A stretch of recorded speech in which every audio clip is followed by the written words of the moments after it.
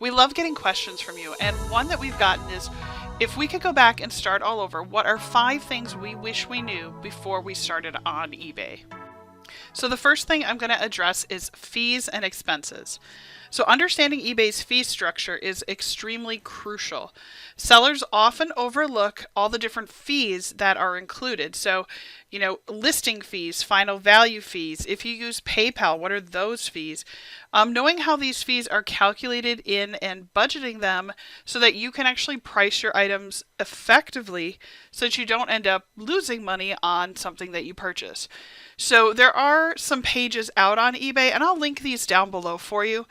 But for example, like we go to the Goodwill bins a lot. We visit a lot of rummage sales. So it's really important to understand how much, number one, that you're paying for your items, and then how much eBay is going to charge you to not only list it, take it down, and then actually get the item. And that doesn't even include shipping costs. So when you're doing this, there's a lot of factors that go into this algebra equation, if you will. I know we all said we never used algebra in high school, right? But it's really important to make sure that you have a good handle on this. Otherwise, you're going to end up losing quite a bit of money. Now, I always tell people when they first start, just go down in your basement or up in your attic and get a bunch of things that are yours that you've already paid for. They don't cost you anything, but you're ready to move them forward. Start there, because then your expenses are practically nothing, which will help you build up a really good pool of money to then be able to go to Goodwill or to the Goodwill bins. The next thing you're going to want to know is shipping rates. So shipping, I'm going to tell you, even the most experienced eBayer still runs into shipping cost issues. Shipping can be such a significant part of what we need to figure out. Being able to accurately estimate and then offer competitive rates is so difficult. Utilizing eBay's shipping calculator is nice. Sometimes we end up going out to the UPS or USPS website. But I will tell you, if you are thinking about shipping items because you're going to start selling on eBay, get yourself a scale that can go up to like 2 pounds. It's going to help you a lot. And you're going to want to estimate a little bit extra. So in other words, let's say you're packaging a DVD. Right? Weigh the DVD and then add a couple of ounces, because you need to incorporate tape, the outside package, the label that goes on it, and maybe anything else that goes inside. Otherwise, you're going to end up paying a lot on shipping. And I'll tell you, even an experienced shipper, we've been doing this for a long time. And a couple of weeks ago, I shipped an item that I completely miscalculated the shipping. And so then eBay said, that's cool, no worries. We'll just charge you the $22 you were short. So just remember to really watch that close, because that also can affect your business. Now, you don't have to memorize all these, but the next one is going to be the seller protection and policies. Just make sure you familiarize yourself with eBay's seller protection policies and all of the rules governing the items, descriptions, customer disputes. Make sure that you understand what your rights are, and also what your responsibilities are as a seller. This can really help you in the long run to prevent any major issues within your business. Now, they do have a great page out here that kind of talks about a lot of it. One of the things I will tell you is just don't be afraid to contact them if there's a weird situation. But I'll tell you, working with the customer is 99% of what you're going to do. The next thing you're going to want to focus on is your market research. So before you even begin, we've done all these, analysis of how much it's going to cost, what is my break evens. Market research is huge. So conduct some thorough research through other people's items. Really understand the market, the demands, pricing, your competitors' offerings, and try to make sure you understand what your market is going to be.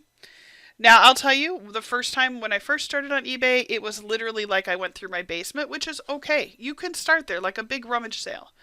But if you decide that you want to go full time on eBay, you need to learn your niche. You need to learn what your favorite products are so that you can become an expert in that field. Now, I'm not saying you can't just randomly buy things. That's fine. But just know that if you want to go professional and kind of be known for something, make sure that you look at what completed listings look like. Make sure that you go and look and see what's out there. So example, let's say we were interested in selling, it's Halloween. So let's go look at Halloween decor. Not very specific, but let's go look. So the first thing that shows up is this random spider. Okay? The reason why is that when I'm searching by the lowest first. So let's look at best match and just see, which is usually the default. Okay? So let's say we want to look up light up pumpkins. So we see that down at the bottom. So you're going to go through, and are you selling the exact same ones? Are you selling different ones? What's different? You know, you're going to want to make sure you do that. The other thing you're going to want to do when you're doing your research is find out how many of these have sold recently. So let me show you. Off on the left-hand side, you got to scroll almost to the bottom. There's completed and sold, right? So you can click on that. And now let's say this is exactly what you're selling. Ooh, okay, one sold is $39.95. Now, if you're like, this is exactly what I found at a rummage sale, right? Go ahead and grab part of this listing. Toss it up here. Let's see if we can find more. Ooh, there's a whole bunch, right? So we can see there's 49 in the sold area, because remember, we're searching sold. Now, let's say, what's the highest price these have sold for? Okay, 65. Pretty good, right? So make sure you look through and see kind of where the average is. And the other thing to do is watch for when these were sold. So if you were to say, okay, that's great. Let's see, when was what ended the most recently? Okay, so remember, they were selling for 69. Now they're going for about 40. But that's because we're already practically in Halloween season. So again, we always remember, it's just like when you're in the stores. Now I will tell you, it's still the beginning of September. So Halloween stuff will still sell. But now there's a flood of it because people are like, oh, you know, I went and pulled all this Halloween stuff up and maybe now I don't want this one anymore. So that's the way this works. But you can see if you had it up earlier in September, now this is a trio of them, that person got more money. So definitely do your research so that when you're pricing, you kind of stay around where they're going. And one of the tricks I like to do is I will actually list an item with a buy it now a little bit higher, but give people the opportunity to offer you like an offer.